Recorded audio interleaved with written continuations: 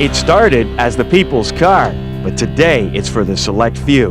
That's this week on Motoring 2004.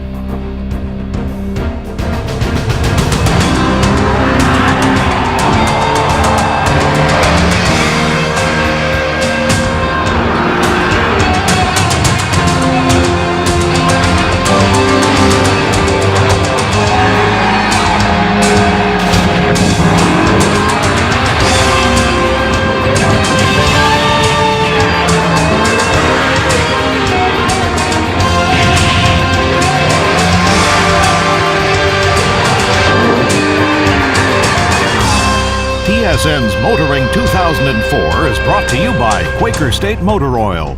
Oils fine-tuned for different engines. And Midas, Total Car Care. We do that.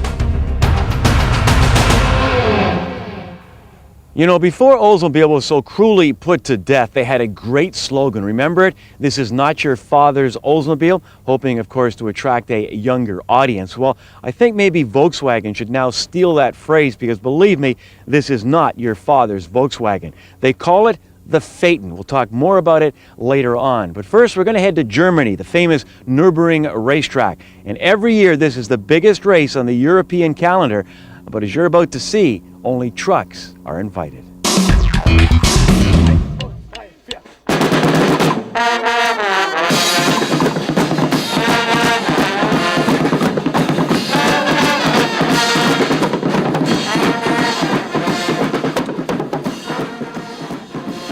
The original track was built in the 20s, early 20s, and Formula One had been racing here for many years.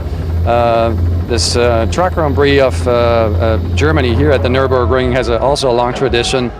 It started about 15 years ago, and it's certainly the highlight of the race season here of the European Truck Race Championship. This isn't grassroots racing. They have the body of a truck, but these are serious race cars, and so are the drivers. I mean, these are not just people who park their truck in front of the racetrack and come in and race their racetrack. These are professional race drivers. The trucks are Super A and Super B class trucks, only slight differences between the two run groups. They do run together. They have 12-liter displacement engines. Typically the two trucks running in the series right now are MAN and Mercedes-Benz, and they're putting out about 1,000 horsepower or better, and running to a top speed of 100 miles an hour that's electronically limited. It's my understanding it's even bigger than Formula One. Last year, some 240,000 people gathered here for the weekend for this truck racing. So it's great. I'm from Sweden myself, and it took me 1,000 kilometers to get here. The transmission which we supply to the series is a spec transmission for all the trucks in the series. It's a ZF automatic transmission for city bus application, and it's taken off the assembly line and modified for the truck series, but it is basically a spec transmission. Big boys and big toys, this is, isn't it? They don't come bigger than this for racing. It's a challenge, but also a lot of people that are involved in the transport industry also come to the race meetings, and so it gives sponsors an ideal platform for their products. It started out with a standard tractor unit that was a road-going vehicle, but nowadays we've got like Formula One. What you see behind here, it's a works engine. It's got a special CAD designed chassis unit. It still looks like a standard Mercedes Potego road-going truck, but that's about it. Everything else is special. From a rolling start of about 30 kilometers an hour, they'll reach 160K in about 3 to 4 seconds. So all the trucks are very close. They run road circuits, and the road circuits enable the drivers to really excel. You've got braking, turning into corners, diving into corners. They really try and push each other out of the way to get to the front of the pack. So watching 10,000-pound trucks from 100 miles an hour dive into corners and try and pick up positions is pretty exciting racing. People say, why race trucks? But then why race horses? Why race dogs, Why race touring cars? They weren't designed for that. And trucks are a vehicle. You can tell by the people that come to watch them, they're fascinating to watch. That's why so many thousand people come here to the Nürburgring and throughout Europe. And it's just great, you know, it's very exciting. It's the sort of the buzz of being involved with it, because all the people are allowed around the trucks, and I guess a lot of these people here are all involved in the trucking industry, which is massive in Europe, so they get a chance to be attached to it. And it's a fascination factor, I guess, really, and gives me a job.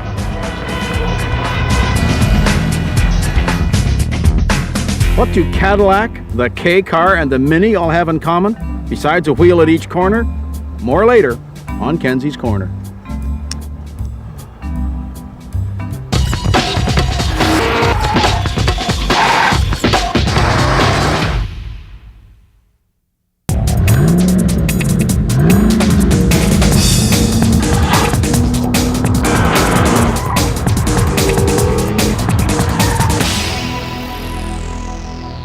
You know, there are few pleasures in life as rewarding as driving a convertible with the top down.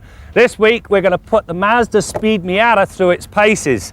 Unlatch it, lower the whole lot down, and there it is. Now at this point I should install the tonneau cover, but you know what? Too much time and aggravation. Besides, it looks just fine without it.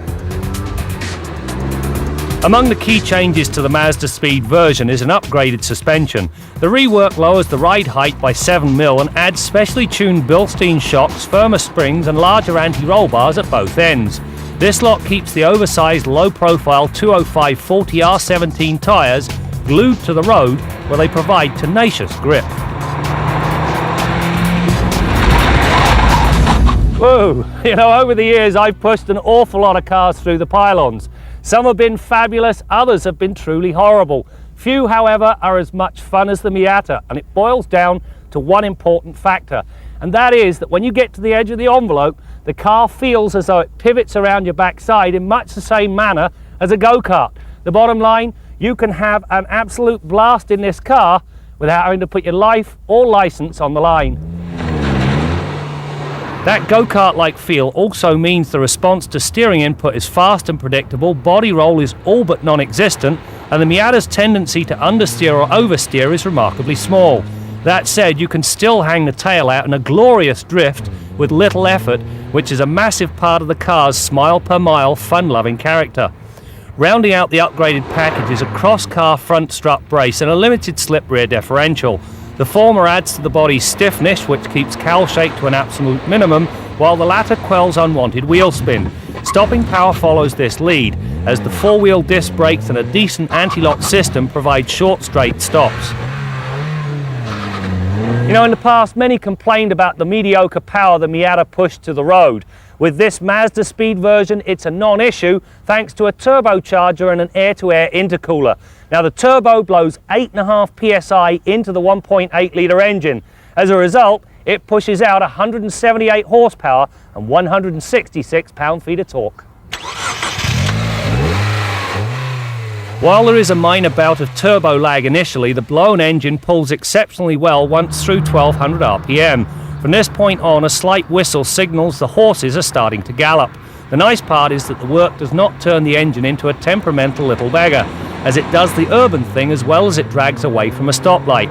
The design is such that even when caught in the wrong gear, there's enough grunt to pull the car out of the hole with authority.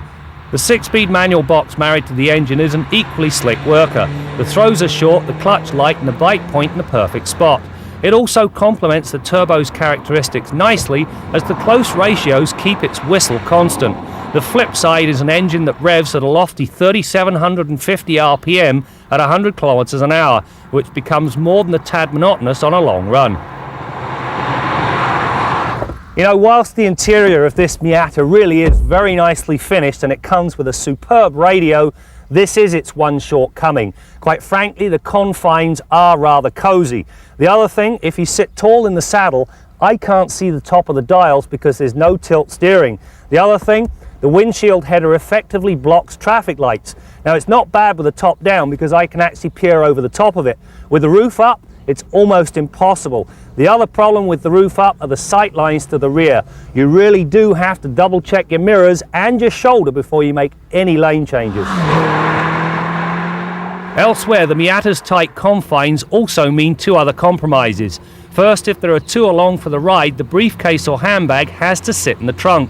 On that note, she who likes to pack way too much will have to leave 80% of her Imelda Marcos-like shoe collection at home. Basically, there's just enough room in the trunk to accommodate a couple of overnight bags, and that's it. You know, not even a brief downpour can put a damper on this Mazda Speed Miata. In the past, driving the Miata with its roof down, I've always considered that to be one of the best things you can do fully dressed. The addition of the turbocharger blows a whole new personality into this car. In the past, well, you had to row the gearbox frantically to keep the engine in its sweet spot. With the new turbocharger, well, you let it do the work and just enjoy the 178 horsepower.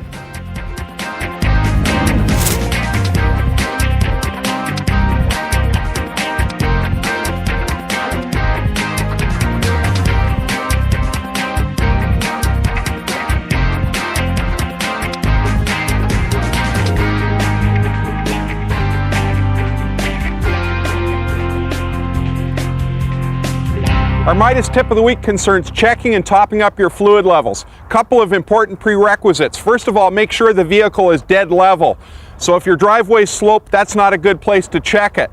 Also, make sure that you do most of your fluid level checks with the engine cold, in other words, before you even start it. All of the fluid levels, with the exception of an automatic transmission, should be checked with the engine cold. First of all, start out by checking your engine oil. Pull out the dipstick, clean it off, reinsert it, and then check the oil level. Remember, all oil bottles now are resealable, so you can add a partial liter of oil if need be to top up. Radiator coolant needs to be checked in the overflow bottle. If it's low, you can top it up. If it's completely empty, you fill that, and you want to fill the rad as well. But remember, only check with the engine stone cold. Power steering, an easy one to check as well. A little dipstick on the power steering reservoir. There's usually a fill and an add mark. There's also a hot and a cold level, so this is a fluid that could be checked later on. Now, automatic transmission fluid level, there's usually a stick at the back of the engine compartment. You want to check that as well. If you suspect a problem with the automatic transmission, there's usually a cold mark that you can fill it to as a starting point, but make your final check with the engine level, engine idling, and in park in most cases, and add fluid as necessary until you get to the proper level. Now, if you have any lights come on the dash indicating that you could have fluid level problems, that's a point at which you should stop at the earliest possible, safest location and check those fluid levels. Also, if you suspect problems, for example, if you've got noise when you turn the steering, you could have low steering fluid level. These are conditions that could cause you to want to check the fluid more frequently. Brake fluid, for example, in many cases you can just clean the brake fluid reservoir and actually see the fluid level without removing the cap. And of course, in the wintertime, important to maintain washer fluid level as well. Next week we'll talk about some of the special requirements about four-wheel drive or all-wheel drive vehicles. That's your Midas tip of the week.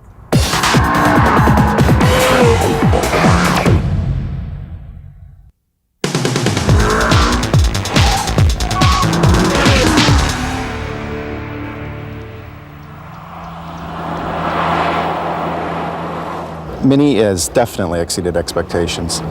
With the car's first launch in March of 2001, we were looking at 1,800 units for that year, and we achieved 2,000. Last year our sales were 2,700, and this year we're predicting sales of 3,000. So to date we've got over 5,000 Minis on the road, and we're expecting continued growth.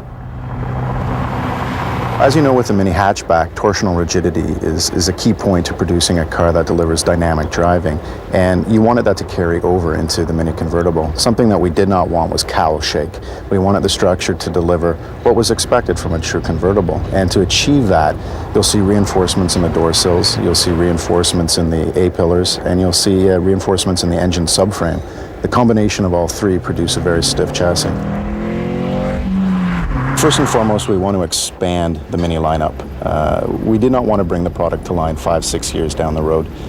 Mini is an exciting brand, and we wanted to capture that. And we wanted to introduce a car that, again, produced a lot of fun, is in the premium segment, and sets the benchmark for safety standards. I was positively impressed with this car. I found that the handling was really tight. The car was fun to drive. It was very solid going over the bumps, no shake. Really impressed with the machine and the driving experience I had. tight driving car. It's you know, the chassis is probably over-engineered for the powertrain that you've got. The cars that we've driven are 115 horsepower, and that chassis is a lot stiffer than you know, would warrant a powertrain of such a low horsepower output. So obviously, I think North American buyers who like performance, and at this price, probably in the low 30s, mid 30s, want a lot more performance. They're going to be waiting, a lot of North American buyers are going to be waiting for the Cooper S and the Works package, those kinds of things, so you get more performance out of it. Other than that, it's a nice car to drive. You know, it's tight, it's fun, it's responsive. Initially, we were surprised by the lack of power, but once you get going in it and start getting into the gears, and I think that's how most people will drive it, it's a lot of fun. It's a smooth engine, a smooth car. It feels solid, it feels premium. First and foremost, Mini is about driving. It's about dynamics. It's about getting into the car and enjoying it, thrashing it about and having a lot of fun in it. And to achieve that, you have to put a lot of emphasis on driving dynamics. And how to achieve that is usually with a lower center of gravity, with a wide wheelbase and a short track. And we've done that in this car.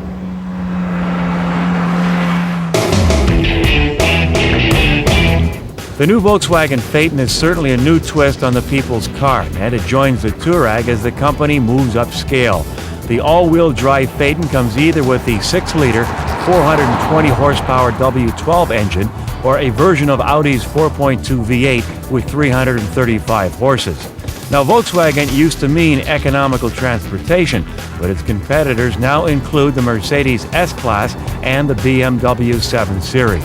At almost 5,400 pounds, the Phaeton cannot be described as nimble, but the throttle response is sharp, the power intoxicating, and inside, it's sumptuous and silent. And speaking of inside, the Phaeton features motorized wooden panels that drop down over the air vents once the cabin reaches your desired temperature.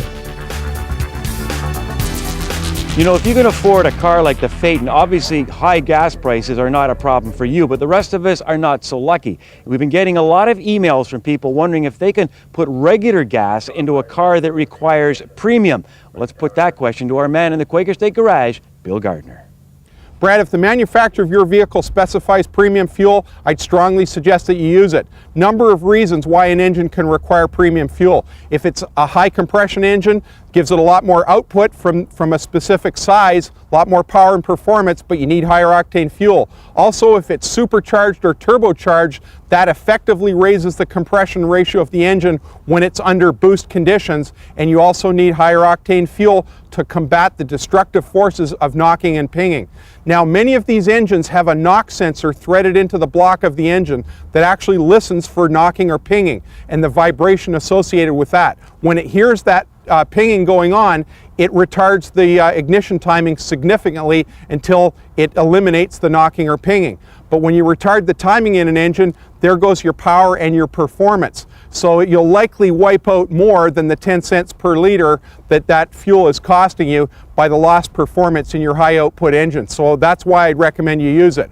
Also, anytime the weather's hot or you're driving the car hard, for example, towing a trailer, driving in mountainous areas, the ambient temperature really high, full passenger load, or towing a trailer, these are all conditions that can require slightly higher octane fuel in any car. Remember, you've usually got 3 octane levels available at the pump. 87 the lowest octane, 89 and 91, and in some cases 92 or 94 octane is available too. Buy as much octane as you need to resist the pinging. If you hear knocking or pinging, go up 1 grade till you get rid of it. Till next week, I'm Bill Gardner for Motoring 2004.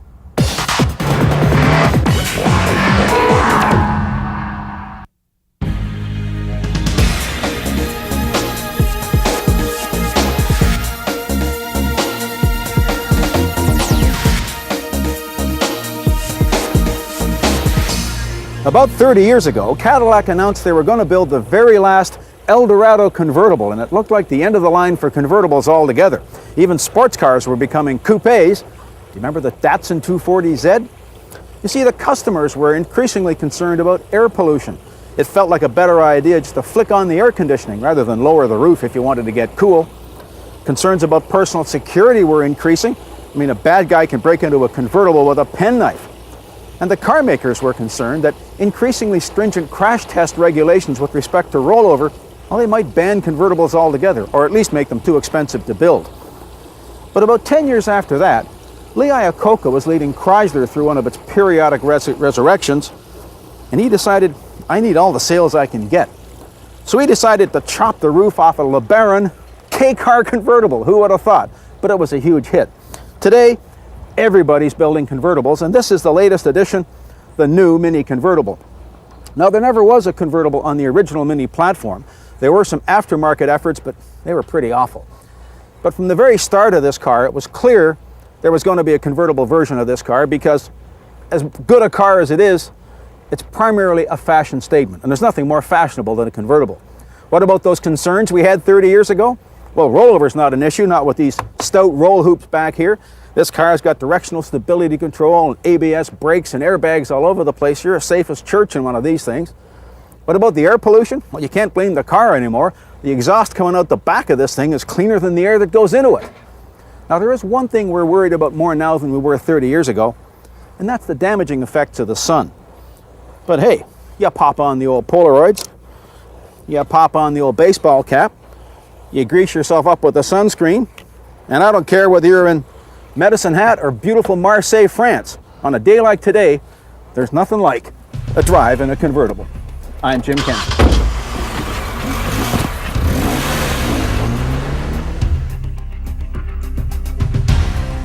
As you can imagine, this Phaeton is loaded with every conceivable goodie and some that are not so conceivable, like vanity mirrors that offer 2 degrees of magnification and an air conditioning system that splits the interior into 4 separate zones. And would you believe the car contains 120 buttons and switches without counting the 14 on the steering wheel or the 48 only for the rear passengers. You know, the way I figured, unless you're a 14-year-old, if any adult can master all the controls in this car, you probably could pilot a jumbo jet. Well, maybe not. That's it for now. We'll see you next time out as we continue to bring you more stories about cars and the people who drive them. Basically, I expect to see the Smart get rolled up into a tight little ball of metal and plastic. After the impact, nothing could have been further from the truth.